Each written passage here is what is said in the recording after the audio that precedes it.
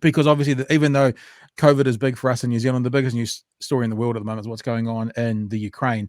And there are some people and some ideas talking about the Western media's reporting of what's happening in the Ukraine as being a little bit racist. It is almost like there are many reports, commentators, and I guess just people in general, like, us great unwashed, who are kind of going, how is there a war? They're not even brown people. Why is there a war? I don't get it. Here's an example from a reporter. Just have a listen to what he's got to say.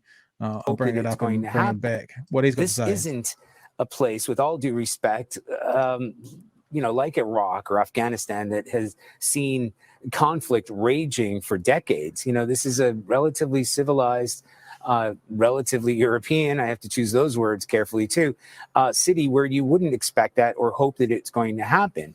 So, AKA, it's a relatively white city. So why is there conflict? It's a relatively white city. Here's another example. You obviously have to excuse me queuing these all up and getting them going. Have a listen to this one. Now the unthinkable has happened to them. And this is not a developing third world nation. This is Europe.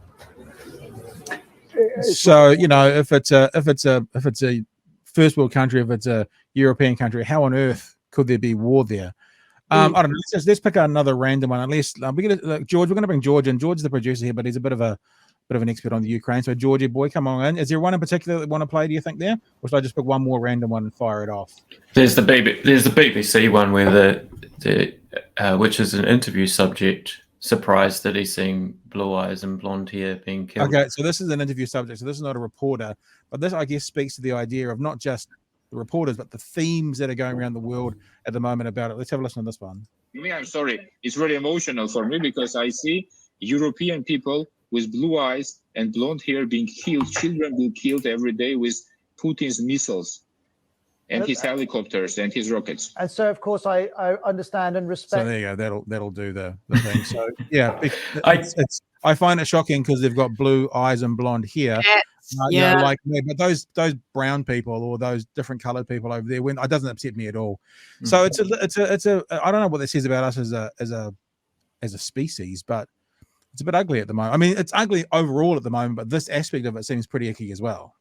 Yeah. The only thing I would, and I'm not going to say in their defense because that one was particularly terrible, but there's just something about the fact that it's democracies, and I'm not saying that people's lives are any less valuable, but I think that's the sort of surprising thing is that it's not a dictatorship, it's not a crumbling state that's been left by another democracy, let's be honest, like Afghanistan, etc. But it's still, it's like it's shit.